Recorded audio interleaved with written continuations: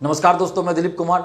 दोस्तों, जैसा कि आप सभी को पता है कि 7 दिसंबर बुधवार को सुबह 10 बजे पटना कॉलेज से पैदल मार्च निकाला जाना है। और ये पैदल मार्च इसलिए निकाला जा रहा है क्योंकि सरकार और आयोग युवाओं के प्रति असंवेदनशील बनी हुई है और सरकार की तरफ से भी कोई सकारात्मक पहल नहीं किया जा रहा है। 29 नवंबर को जब हम लोग मुख्यमंत्री आवास के बाहर धरना पे बैठे थे तो प्रशासन के द्वारा हम लोग को कहा गया कि मुख्यमंत्री जी पटना में मौजूद नहीं है, इसलिए मुख्य सचिव से वार्ता करवाई जाएगी। तो उसके बाद हम लोगों की वार्ता मुख्य सचिव से करवाई गई, तो इसलिए हम लोग वहां से धरना समाप्त किए गए क्योंकि मुख्य सचिव ने भी आश्वासन दिया कि मुख्यमंत्री जी तक हम बात पहुंचाएंगे और बीपीएससी से भी इस पे जवाब मांगा जाएगा। तो वहां पे तो बुद्धिमानी कहिए या जो कह लीजिए, सही तरीका यही था कि जब प्रशासन के द्वारा पहल की गई तो हम लोग को प्रशासन की बात माननी थी। वहां पे अगर प्रशासन वार्ता नहीं करवाती तब हम लोग वहां पे धरना पे बैठे ही रहते, लेकिन जब प्रशासन ने पहल किया और हम लोगों को कहा कि मुख्य सचिव से वार्ता करवाएंगे चूंकि मुख्यमंत्री जी नहीं है, तो फिर हम लोग वहां से धरना समाप्त कर दिए। तो इसमें गलत क्या हुआ? कुछ शिक्षा माफिया जो है फेसबुक पे, यूट्यूब पे, ट्विटर पे कमेंट करवा रहे हैं मेरे अगेंस्ट कि दिलीप जो है नेता बनने के लिए आंदोलन करते हैं। तो आप ही लोग बताइए कि अगर हम धरना समाप्त नहीं करते उस समय, जबकि मुख्य सचिव जी ने कहा था कि इस पर हम मुख्यमंत्री जी को अवगत कराएंगे, तो कुछ तो समय चाहिए। ऐसा तो नहीं कि तत्काल हो जाता। मुख्यमंत्री जी उस समय थे ही नहीं, जब हम लोग वहां से वार्ता करके निकल रहे थे तब मुख्यमंत्री जी वहां पहुंचे हैं। तो क्या वैसी परिस्थिति में वहां पे बैठे रहना उचित होता? अगर हम लोग वहां बैठे ही रहते, धरना समाप्त नहीं करते, तो मीडिया में और आम जनता में ये मैसेज आता कि ये लोग जो है जबरदस्ती का आंदोलन कर रहा है, इन लोग को समाधान नहीं चाहिए, इन लोगों को समस्या का समाधान नहीं करवाना है बल्कि हंगामा करना है सिर्फ। और आप ही लोगों में से कुछ लोग बोलते हैं यार यही शिक्षा माफिया दलाल सेटर बोलते हैं कि दिलीप नेता बनने के लिए जो है धरना कर रहा है। जब प्रशासन ने पहल किया तो प्रशासन की बात माननी चाहिए थी।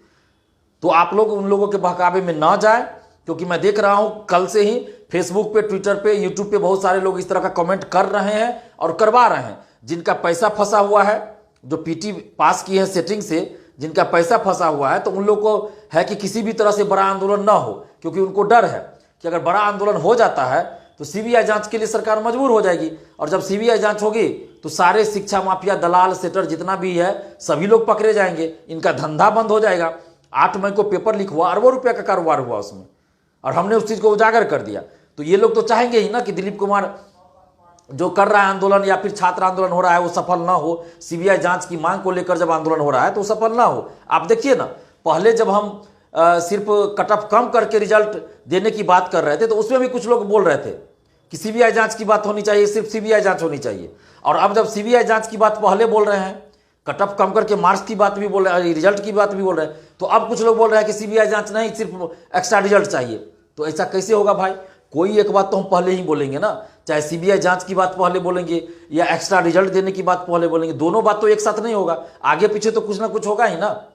तो ये लोग बस तिल का तार जो बनाने वाली बात नहीं होती है वही किया जा रहा है, और जानबूझकर ऐसा कमेंट किया जा रहा है ताकि दिलीप कुमार को हतोत्साहित कर दो और आंदोलन में भीड़ न उमड़े, छात्रों को गुमराह कर दो। इनका मकसद है, जो शिक्षा माफिया है, दलाल है, सेटर है, तो उन लोग का मकसद है कि आंदोलन बड़ा न हो, क्योंकि इनको डर है कि बड़ा आंदोलन होगा तो सरकार मजबूर हो जाएगी, सीबीआई जांच हो जाएगी।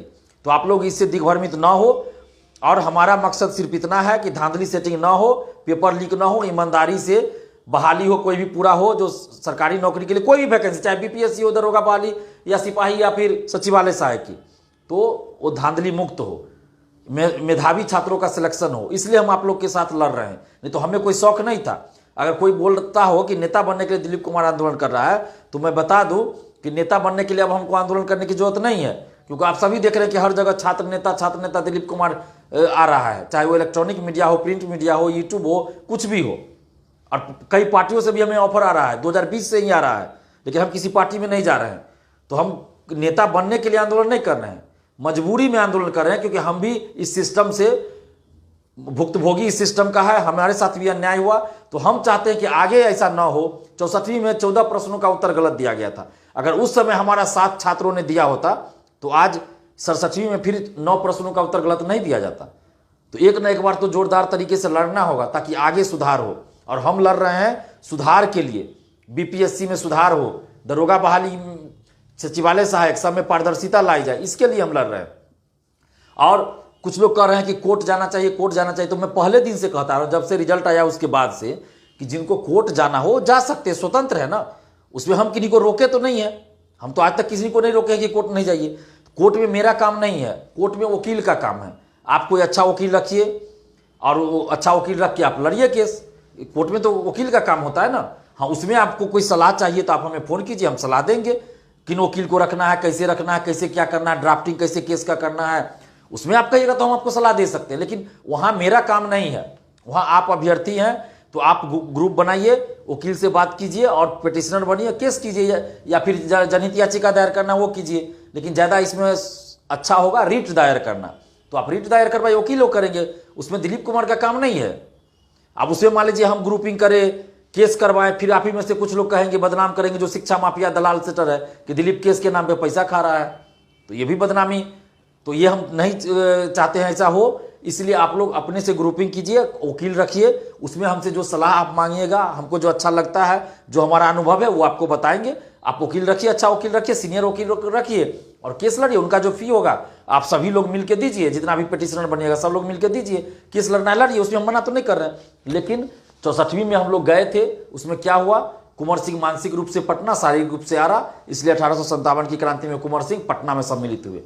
उसके बाद भी बहुत बार कोर्ट गए लोग, लेकिन कोर्ट से नहीं कुछ हो पाया। दरोगा बहाली का बहुत सारा केस चल रहा है कोर्ट में, अभी तक कुछ नहीं हुआ, जबकि बहाली 2446 पूरा हो गया, 2213 बहाली भी पूरा हो गया।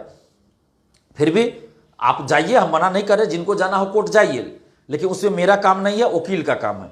और 7 दिसंबर को जो आंदोलन है वो पूरा भीड़ होना चाहिए, जबरदस्त होगा, और हर जिले से छात्र छात्राएं आ रहे हैं, और जब भीड़ होगी तो सरकार को हमारी बात माननी पड़ेगी, क्योंकि भीड़ ही लोकतंत्र में सरकार को विवश करती है कि जो जायज मांग है, जो सही जायज मांग है, उसको सरकार मानती है। परसेंटाइल पे क्यों माना गया? क्योंकि भीड़ उमड़ पड़ी, 25-30 हजार की भीड़ उमड़ पड़ी थी, तो वही भीड़ फिर से दिखानी पड़ेगी। और कुछ लोग हैं जो आंदोलन को कमजोर करना चाहते हैं, षड्यंत्र कर रहे हैं, जो कहते हैं तथाकथित कि वो छात्र भी नहीं है, वो अभ्यर्थी भी नहीं है, लेकिन वो अभ्यर्थी बनकर फेसबुक पे, ट्विटर पे, यूट्यूब पे कमेंट कर रहे हैं ताकि आंदोलन कमजोर हो जाए, तरह तरह की बातें कर रहे हैं, दिग्भ्रमित कर रहे हैं, अफवाह फैला रहे हैं। तो उन सब की बातों पे ध्यान ना दे।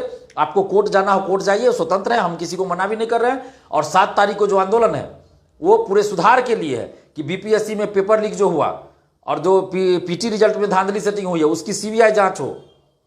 अमरिंदर कुमार सहित जितने भी अधिकारी या कर्मचारी 3 साल से ज्यादा समय से बीपीएससी ऑफिस में है, सबको बाहर किया जाए और ई ऑप्शन को हटाया जाए, और 6वीं पीटी परीक्षा एक ही शिफ्ट में हो, परसेंटाइल लागू नहीं किया जाए, और पीटी का रिजल्ट अपीयरेंस का 10% दिया जाए, या सीट का 30 से 40 गुना दिया जाए। ये हमारी मांग है। 67वीं मेंस का डेट बढ़ाया जाए, तो ये सब हमारी मांग है। इसके अलावा सचिवालय सहायक, दरोगा बहाली सब में पारदर्शिता लाई जाए। इसके लिए ओएमआर सीट की कार्बन कॉपी, क्वेश्चन बुकलेट दिया जाए परीक्षार्थियों को, आंसर की जारी हो। जब रिजल्ट प्रकाशित होता है तो कटअप के साथ साथ सभी का मार्क्स बताया जाए, और इसके अलावा सेंटर पे जैमर लगा हुआ हो, वीडियोग्राफी हो, बायोमेट्रिक अटेंडेंस लिया जाए, और ओएमआर सीट जहां रखी जाए, हॉल में या फिर रूम में जहां भी रखी जाए, स्मार्ट लॉक लगाया जाए, और उसकी सीसीटीवी कैमरे से 24 घंटे निगरानी की जाए। क्वेश्चन पे क्यूआर कोड लगाओ। ये सब हमारी मांग है पारदर्शिता के लिए। तो सचिवालय सहायक के लिए भी पारदर्शिता की बात हम लोग कर रहे हैं, और दरोगा बहाली में भी पारदर्शिता होनी चाहिए। इन सभी मांगों को लेकर उम्र सीमा, बीपीएससी में उम्र सीमा बढ़ाने की भी बहुत सारे लोग मांग कर रहे हैं। 29 तारीख के आंदोलन में भी बहुत से अभ्यर्थी आए थे जो उम्र सीमा बढ़ाने की मांग करते। हमने अमीर सुभानी जी के सामने भी ये बात को रखा था। तो ये सब सारा डिमांड रहेगा। आप सभी से अपील कर रहे हैं, हाथ जोड़कर विनती कर रहे हैं, ये आपके हक और अधिकार की लड़ाई है, ये बिहार के भविष्य के लिए लड़ाई है। ये किसी एक दिन की लड़ाई नहीं है, किसी एक एग्जाम के लिए नहीं है, ये पूरे परीक्षा प्रणाली में सुधार की लड़ाई है, ये धांधली सेटिंग रोकने की लड़ाई है। तो आप सभी से हम हाथ जोड़कर विनती कर रहे हैं, सभी छात्र छात्राओं से और बिहार की बेटियों से भी खासकर, कि आप सभी आंदोलन में आइए। जिस तरह परसेंटाइल सिस्टम में आप लोग आए थे, उसी तरह पटना कॉलेज आप लोग 10 बजे पहुंच जाइए, और हम लोग शांतिपूर्वक पैदल मार्च निकालेंगे। सरकार तक मैसेज जाएगा, सरकार को बात माननी पड़ेगी। 10 से 10:30 के बीच में आप लोग पटना कॉलेज जरूर आ जाइए। 10 से 10:30 के बीच में आप लोग पटना कॉलेज आ जाइए, 7 दिसंबर सुबह 10 बजे। और जितने भी कोचिंग संचालक है, शिक्षकगण है, सभी से हाथ जोड़कर विनती है कि आप अपना अपना कोचिंग 7 दिसंबर को दिन भर के लिए बंद कर दीजिए, क्योंकि आपका पढ़ाया हुआ चीज को भी वहां गलत कर दिया जा रहा है, आंसर गलत कर दिया जा रहा है। हम लोग की मांग ये भी है कि 9 क्वेश्चन का जो आंसर गलत दिया गया उसको सुधार करके एक्स्ट्रा रिजल्ट दिया जाए। ये सारी मांगे हैं।